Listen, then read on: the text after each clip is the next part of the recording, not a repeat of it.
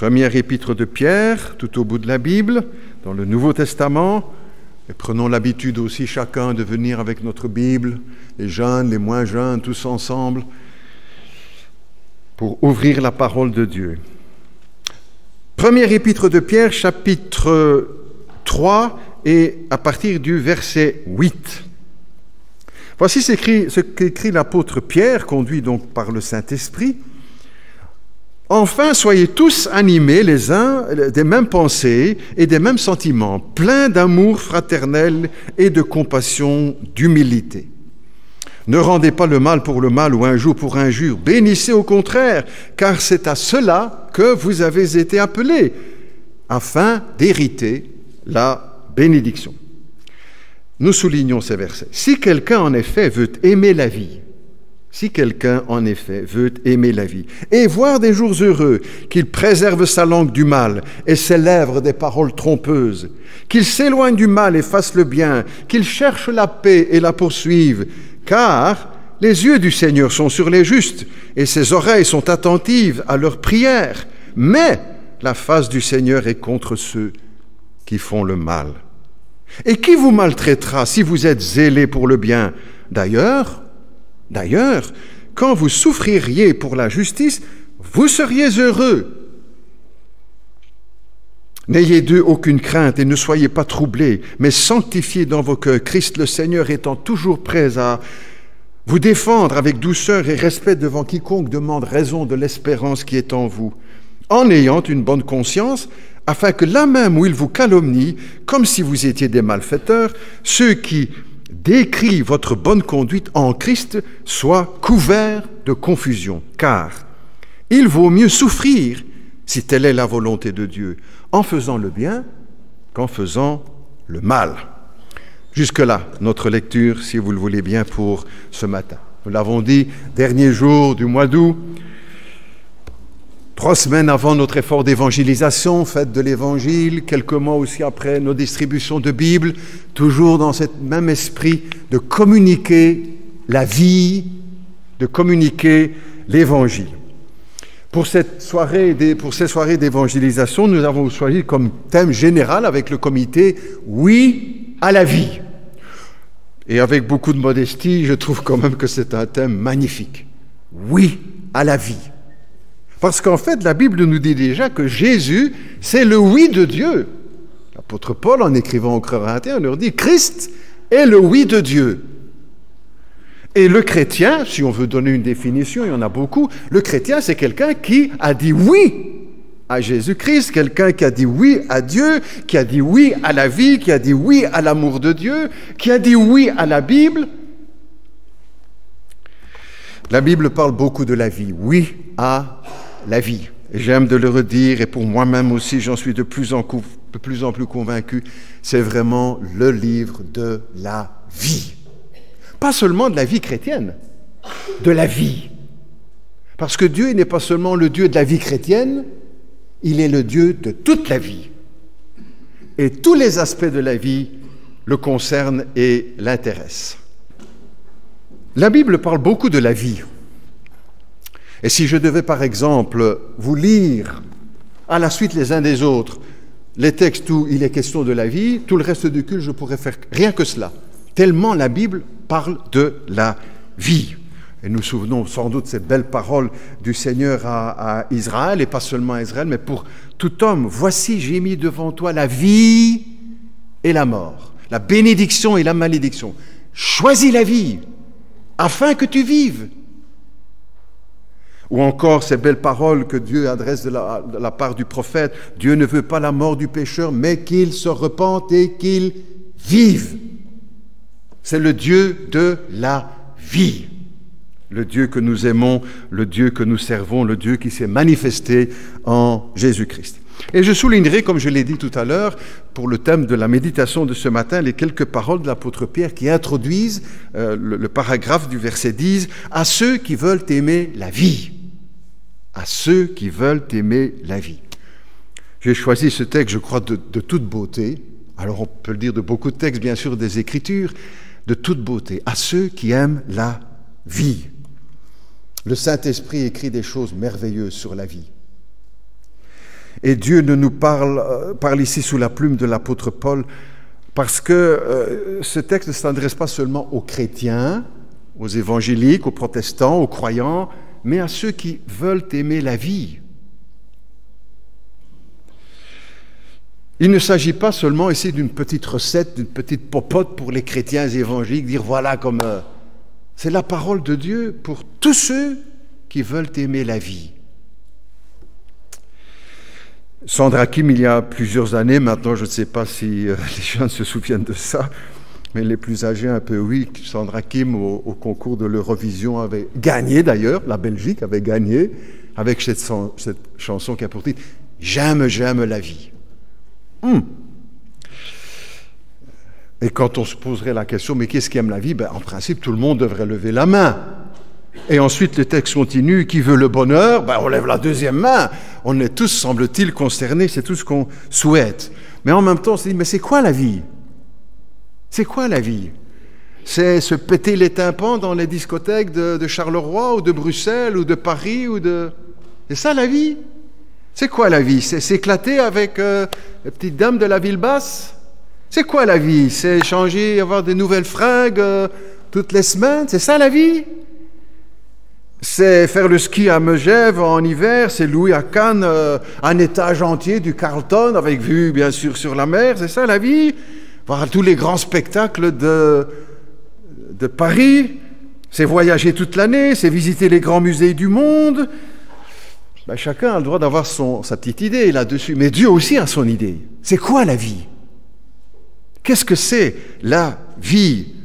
Si quelqu'un veut aimer la vie, on se pose aussi en se disant, mais pourquoi dire ceux qui veulent aimer la vie? Tout le monde aime la vie. Tout le monde aime la vie. Eh bien non. Non. Et en cela, notre génération est une génération particulière, plus qu'à la différence des autres, parce que notre société est en train de déployer une culture de mort.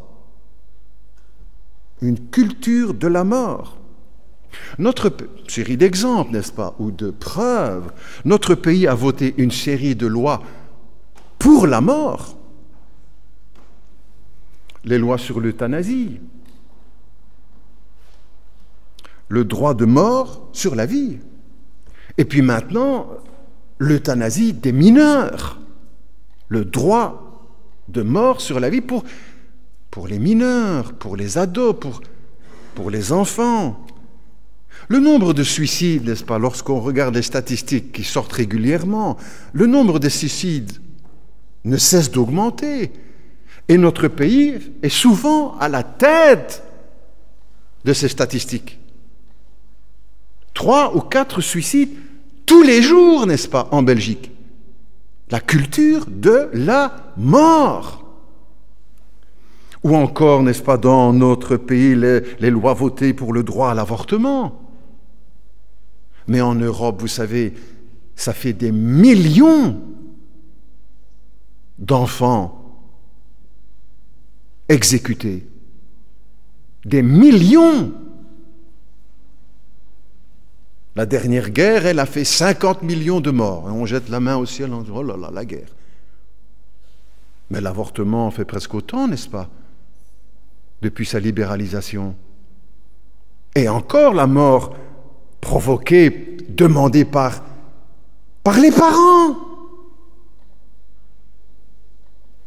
Tout le monde aime la vie? Non. Il y en a qui aiment la mort. Et cette culture de mort, cet esprit de mort plane sur notre pays. Et en plus, en parlant de ces droits à l'avortement, on nous dit que c'est le progrès, c'est le grand progrès de la société. Mais on perd la tête, hein. Le droit à la mort et le droit de donner la mort. Et puis aussi, plus largement encore, l'islam, n'est-ce pas, qui nourrit une culture de mort, en encourageant les enfants au martyre. Vous avez peut-être vu comme moi ces images sur les écrans de télévision, lors des actualités, ces images diaboliques. Moi, je n'ai pas d'autre mot, n'est-ce pas? C'est pas seulement terrible, scandaleux, ceci, C'est diabolique, ces images où on montre des parents djihadistes qui préparent leurs enfants de 7-8 ans à la mort, avec la Kalachnikov et bardés de bâtons de dynamite. Une culture de mort, et le paradoxe, n'est-ce pas, aussi dans lequel on se trouve aujourd'hui, dans notre société, en Belgique aussi, c'est que beaucoup ont plus peur de la vie que de la mort. C'est la vie aujourd'hui qui fait peur à beaucoup de personnes. Et le slogan assez connu, hein, la vie ne vaut rien, a de plus en plus d'adeptes.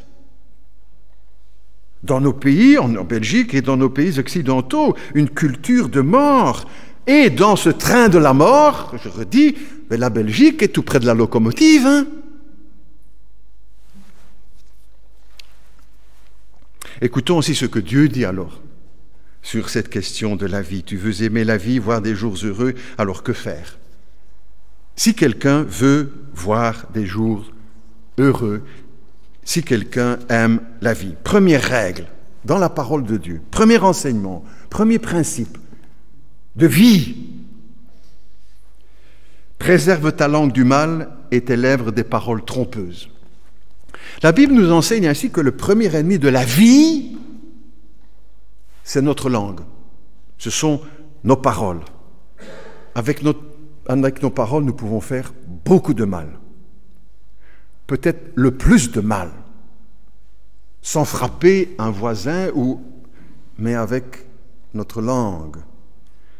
Et c'est vrai, nous sommes certains d'accord de dire, oui, c'est vrai, la langue, quel fléau dans notre société, en pensant à la langue des autres. Ah, les autres, ils m'ont dit ceci, j'ai entendu ça. Mais la Bible, elle parle de notre langue, de ma langue, de ta langue. Et c'est sur elle que nous devons veiller. Notre langue à chacun peut devenir adversaire de la vie.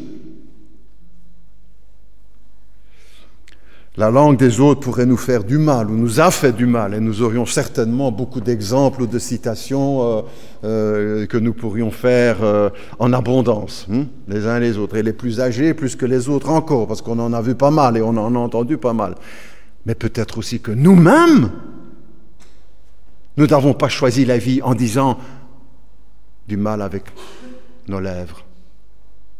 Quand l'Évangile parle, le Seigneur parle ici, c'est pour parler de la vie.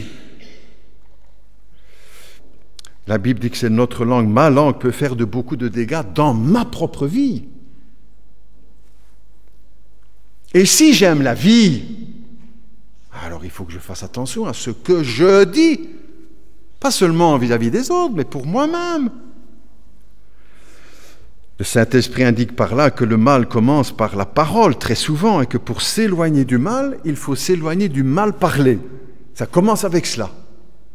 Là, Jacques, le frère du Seigneur, écrira que la langue est comme un feu. On dit pas seulement la langue des autres, mais la mienne aussi. Attention, si j'aime la vie, à ceux qui veulent aimer la vie. Bien des gens, n'est-ce pas, en parlant mal des autres, en parlant vulgaire et en parlant grossièrement, ne réalisent pas qu'ils abîment leur propre vie. Leur propre vie, pas seulement celle des autres. Très souvent, nous sommes choqués en entendant les autres parler, que ce soit dans la rue, parfois à l'école, au boulot, à la télé. Mais osons nous poser la question à chacun, Dieu n'est-il pas choqué aussi en m'écoutant parler? Est-ce que j'ai choisi la vie avec mes paroles? Premier principe qui concerne notre parole. Quand je parle de mes parents, quand je parle à mon mari, quand je parle à mon épouse, est-ce que j'ai choisi la vie en prenant garde à ce que je dis? Et vous savez, vous noterez bien que si l'apôtre écrit ceci, ce n'est pas pour faire de la morale. Il ne parle pas de morale ici. Il parle à ceux qui aiment la vie. Et si nous aimons la vie les uns les autres, alors ça doit nous intéresser. Pour nous-mêmes en premier. parce que nous en serons les premiers bénéficiaires. Et il veut nous faire comprendre aussi que Dieu a établi des règles pour la vie. Notez bien qu'on ne parle pas de vie religieuse et spirituelle et vie évangélique et vie... La vie. Dieu a fixé des règles dans la vie. Pour toute chose, d'ailleurs, dans l'univers. La nature existe et se maintient parce qu'il y a toute une série de règles qu'il a. Et aujourd'hui, on se rend compte qu'en touchant un petit quelque chose, on casse le système parce que Dieu a établi des lois dans la nature, des lois, des lois physiques, des lois dans l'astronomie, dans l'électricité. Ces belles choses que vous apprenez à l'école, les jeunes qui sont en technique, là, l'électricité, les formules, ce sont des lois qui sont établies pour que ça fonctionne. Il y a un ensemble de lois dans la vie, des lois mécaniques, des lois morales et des lois spirituelles et des lois de vie. On ne fait pas n'importe quoi avec la vie. Dieu a établi des lois, celui qui a créé la vie, pour que nous puissions vivre. Et c'est une bénédiction, et c'est pour nous tous, c'est une bénédiction, n'est-ce pas, de découvrir que Dieu nous enseigne non pas seulement des choses intéressantes et utiles sur la prière, le jeûne, la sanctification, la conversion, etc., mais aussi sur la vie. Premier principe, contrôle ta langue. Contrôle ma langue. Ça, c'est le chemin de la vie. Quelqu'un qui aime la vie, fais attention à ta langue. Ne dis pas du mal de ton frère dans la famille. Ne dis pas du mal de ta sœur. Ne dis pas du mal de ton père. Ce n'est pas le chemin de la vie, ça. Ne dis pas du mal de ton beau-fils, de ta belle-mère. Ne dis pas du mal de ton beau-père. Ne dis pas du mal du pasteur. Ne dis pas du mal de ton patron. Ne dis pas du mal de tes ouvriers. Ne dis pas du mal de tes frères et sœurs dans l'église. Première règle pour ceux qui aiment la vie, attention à notre langue. Deuxième principe, toujours dans la même pensée de l'Écriture. Éloigne-toi du mal et fais le bien. Vous remarquez deux pôles, un pôle négatif et un pôle positif, comme dans beaucoup de choses. L'électricité, un plus, un moins. Je ne connais rien de plus que ça dans l'électricité, mais ça je sais. Un plus, comme pour les atomes. Hein. Moi aussi, je ne connais pas grand-chose, mais un noyau positif plus et des électrons autour négatifs, pour que ça fonctionne. La même chose aussi dans la vie. Il y a des non et il y a des oui. Il y a du négatif, il y a du positif. Premier pôle négatif, éloigne-toi du mal. Tu aimes la vie ? Tu aimes la vie? Tu veux aimer la vie aussi, l'expression de Bibi. Éloigne-toi du mal. Il y a des millions de personnes autour de nous, n'est-ce pas, qui pensent que c'est le contraire. Que la vie, c'est choisir le mal. Et qui ne vivent que de cela, en pensant que c'est ça la vie.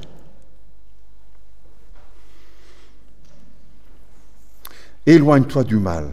Nous savons par expérience que le mal est attirant. Moi, je suis attiré par le mal, et vous aussi. Parce que le mal a des atomes crochus en nous depuis le jardin d'Éden. Comme le scratch, là. Vous avez vu, le scratch, ça, hop, ça accroche tout de suite. Eh bien, le mal aussi pour nous. On dira, mais pasteur, moi je suis chrétien, je suis sanctifié, je suis... Oui, d'accord, moi aussi. Mais quand même, le mal est attirant. Et si tu fais bien attention au programme de télévision que tu suis, eh bien, c'est pas que du bien sur l'écran, hein. Et pourtant, on regarde, hein, et on aime bien, et on veut savoir la suite. Et c'est du meurtre, du crime, de la jalousie, de l'adultère, de... Et ça passe. Tu vois que tu aimes bien. On dit, oh, mais c'est pas dangereux, ça c'est la télévision. C'est le mal. Ça veut dire que chacun, nous devons être vigilants. Le pasteur aussi, évidemment, comme les autres, hein, plus que les autres. Les hommes sont attirés par le mensonge, la malhonnêteté, l'adultère, la violence, la drogue, la pornographie, l'égoïsme, le vol, la jalousie, l'alcoolisme, Parce que le mal trouve des atomes crochus en chacun de nous. Et beaucoup, comme je l'ai dit, pensent que le bonheur, peut-être pas parmi nous, mais c'est quand même de faire le mal. Or, le mal, c'est l'ennemi du bonheur et l'ennemi de la vie. Ça, tu n'entendras jamais à la télévision, hein? Ni à la radio, ni dans le journal, ni dans les press people, là, hein? Ça, c'est la parole du Seigneur, hein? Le mal, c'est l'ennemi du bonheur et de la vie. On n'est pas heureux en faisant le mal. Et ce n'est pas ça la vie.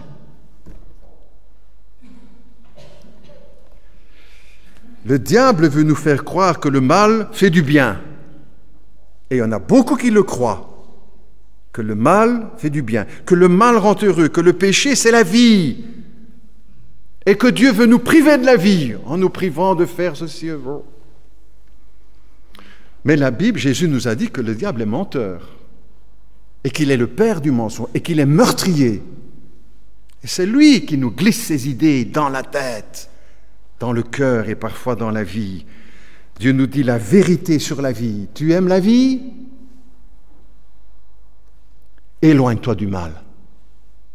Éloigne-toi du mal. Ça, c'est vivre. Et quand on prend le texte au pied de la lettre, on pourrait dire, il y a quelque chose aussi presque d'une dimension géographique, spatiale là-dedans. Si le mal est à droite, va à gauche. Simple, on va dire. Si le mal est à gauche, va à droite.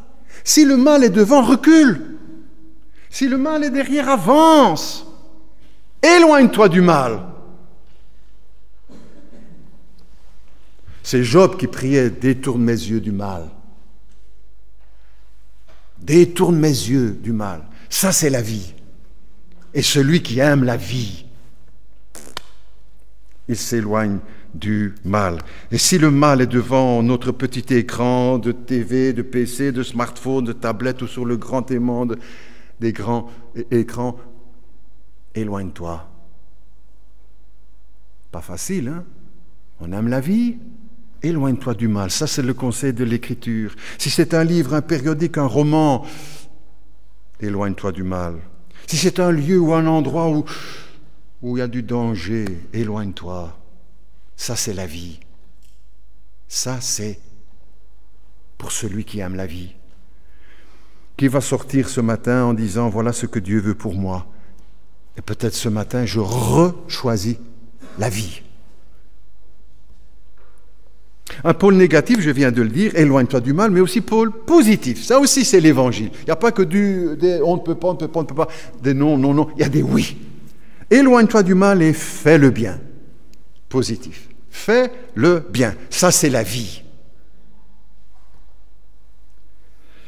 La vie, ce n'est pas seulement dire non au mal, c'est aussi dire oui au bien. Et pas seulement dire oui au bien, mais faire le bien. C'est ce que dit le texte, la Bible. Éloigne-toi du mal et fais le bien. Ça, c'est du concret, c'est du matériel, c'est du palpable. Faire le bien. Pas seulement être d'accord, dire oui, ça c'est très très bien. Je suis tout à fait d'accord. Et puis on fait tout le contraire. La vie, c'est de faire le bien. À ceux qui aiment la vie. Notez bien que de faire le mal, on sait de quoi il s'agit. Et parfois, faire le bien, on ne sait pas trop. On ne sait pas trop. Qu'est-ce que c'est pour finir? Faire le bien, c'est faire ce qui est juste, sans tricher. C'est faire ce qui est vrai. C'est droit, c'est honnête. C'est pas double jeu. C'est faire, c'est partager. C'est ça, faire le bien. C'est ça, c'est aider, c'est donner, c'est encourager. Détourne-toi du mal et fais le bien. Ça, c'est pour ceux qui aiment la vie. Jeunes et moins jeunes, n'est-ce pas? Tous. Troisième principe, la langue, éloigne-toi du mal, fais le bien. Quatrièmement, recherche la paix. Recherche la paix et poursuis-la. Vous avez noté que, sûrement, comme moi, n'est-ce pas, que pour les disputes, ça vient tout seul. Il n'y a pas besoin de s'organiser, il n'y a pas besoin de préparer, ça vient tout seul. Mais la paix, c'est le contraire.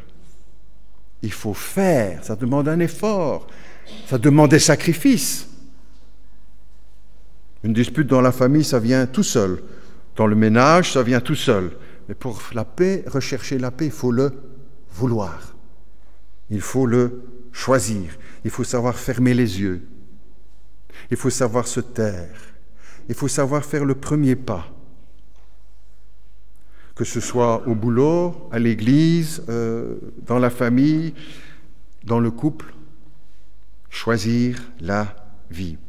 Et le texte ajoute, la Bible ajoute, poursuis-la, la paix. Recherche la paix, poursuis-la. Poursuis-la pourquoi? Parce que c'est jamais du définitif. Il faut tout le temps y travailler. À quelque niveau que ce soit, dans le couple, c'est pas gagner une fois sur toutes, pour toutes, ça y est, on a la paix. Pour 10, 20, 30 ans, 50 ans, 60 ans de mariage. Non, non, non. Enfin, je ne crois pas. Je ne crois pas. Il faut la rechercher, la poursuivre, parce qu'elle s'enfuit. C'est ça la vie. C'est jamais du défini, c'est toujours à construire aussi, c'est toujours à soigner la paix, la vie. C'est de ça qu'on parle. Hein? Je ne parle pas religion, je parle vie, comme le texte parle de la vie. Parce que la vie, les choses changent, il faut y travailler, parce que la vie n'est pas figée. Ça y est, tout est bloqué une fois pour toutes, calé, la paix, le ci, le là, hop, hop, hop. C'est jamais comme ça. Ça bouge la vie. Les circonstances bougent. Nous changeons, nous bougeons. Les gens bougent et les circonstances, il faut la poursuivre, toujours être à l'œuvre pour la paix jusqu'au jour où nous serons dans la paix éternelle, avec Dieu, là-haut. Mais en attendant, ici-bas, il faut poursuivre la paix. Alors quelqu'un pourrait dire, je termine, j'arrive au bout, pourrait dire, ah, pasteur, ça c'est un bon cours de morale. Le professeur de morale serait d'accord avec vous. Encore que, je ne sais pas, hein. Certaines choses qu'on a dit, pour eux, ne sont pas du tout d'accord, au contraire. Un bon cours de morale. Ce n'est pas un cours de morale, c'est un cours de vie, pour ceux qui aiment la vie. Le Seigneur donne des conseils et des avis. Écoute ce qui suit, verset 12, la suite. Car, si tu aimes la vie, car les yeux du Seigneur sont sur le juste et ses oreilles sont attentives à leurs prières. Mais la face du Seigneur est contre ceux qui font le mal. Ça veut dire, n'est-ce pas, que Dieu a des yeux et qu'il voit tout. Et souvent, nous l'oublions. Je l'oublie et tu l'oublies. Que Dieu voit tout. Dieu a des oreilles et il entend tout. Et nous l'oublions. Et je l'oublie et tu l'oublies. Qu'il entend tout. Et encore, Dieu est contre ceux qui font le mal. Et parfois aussi, nous l'oublions en faisant quelque chose que nous n'aurions pas dû faire comme chrétiens. Il a vu et il sait. Vous savez, bien des gens croyants, protestants ou catholiques, vivent comme si Dieu était aveugle, sourd, muet et impotent. Il voit tout, il entend tout, il connaît toutes choses. C'est-à-dire que parfois, certains vivent pour finir comme si Dieu n'existait pas. Il existe, il voit, il entend, il écoute et il agit. Il est le Dieu vivant. Plusieurs fois, nous trouvons cette expression, surtout peut-être dans l'Ancien Testament. Dieu est vivant. Il a vu, il a entendu et il sait ce qui s'est passé et il va agir en conséquence. Moïse, de la part du Seigneur, disait au peuple d'Israël, et pour nous tous aussi, ces paroles restent les mêmes. J'ai mis devant toi la vie et la mort. Et pour finir, n'est-ce pas, tous les choix de notre vie vont être axés sur ces deux directions, la vie et la mort. J'ai mis devant toi la vie et la mort, la bénédiction et la malédiction.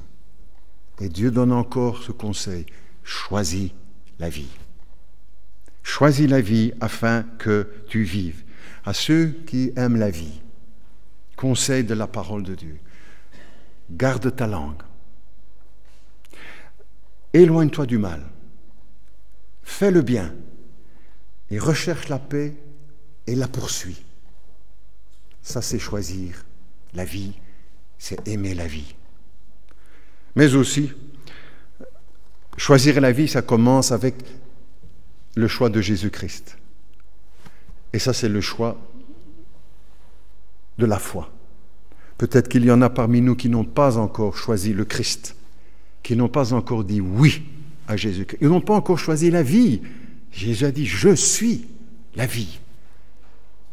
Et celui qui aime la vie, c'est aussi celui qui a choisi Jésus-Christ. Peut-être quelqu'un ce matin qui doit le choisir, qui est peut-être religieux, qui aime bien Dieu, qui aime même les choses de Dieu, qui se sent bien quand on en parle, peut-être même qui prie et qui va à l'église, mais qui n'a quand même jamais dit oui à Dieu, oui à Jésus-Christ, qu'il n'a jamais accueilli dans sa vie. Ça commence avec cela, la vie, en accueillant celui qui est la vie et qui donne la vie éternelle. Peut-être que c'est par là que plusieurs doivent commencer ce matin. Et pour tous ceux qui ont déjà fait ce choix, le reste a toujours son importance. Nous prions ensemble. Notre Dieu, notre Père, Dieu de la vie, Dieu qui donne la vie, Dieu vivant, c'est vers toi que nous tournons nos regards. Nous te remercions pour Jésus. La vie éternelle, la certitude. Merci notre Dieu parce que pour tous ceux qui parmi nous ont accueilli la vie en accueillant Jésus-Christ, qui ont fait la paix avec Dieu, qui ont choisi de dire oui à Jésus-Christ. Merci Seigneur. Pour tous ceux-là qui sont parmi nous, qui sont dans le monde, merci Père Céleste.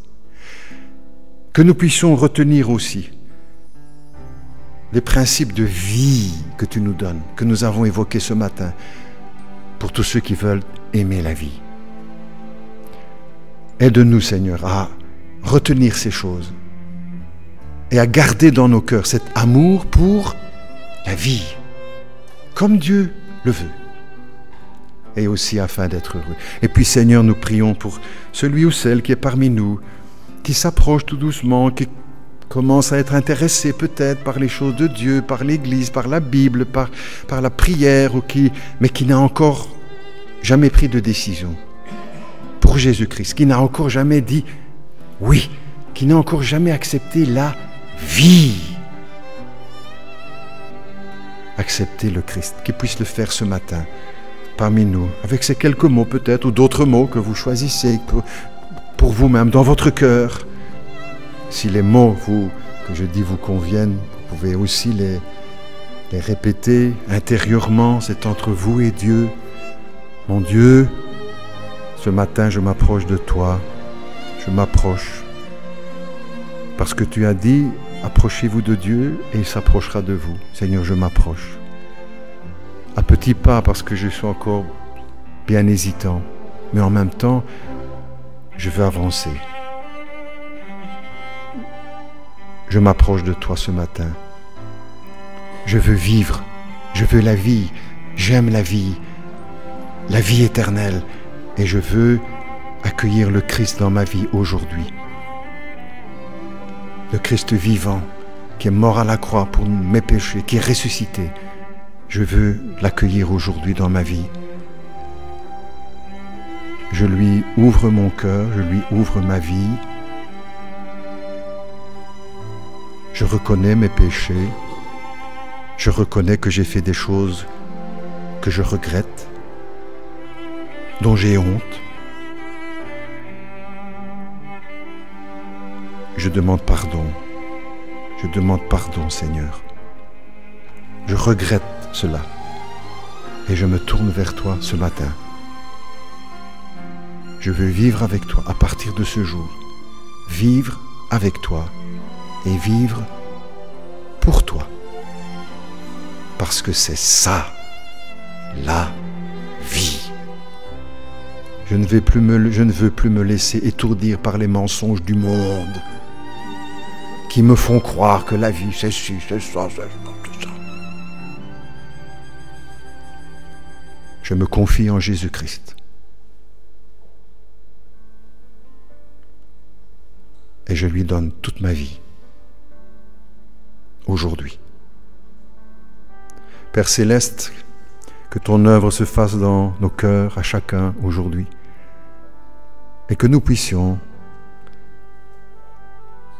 retenir ce que tu as voulu nous dire à chacun, puisqu'aujourd'hui tu t'es aussi approché de nous au travers de la parole.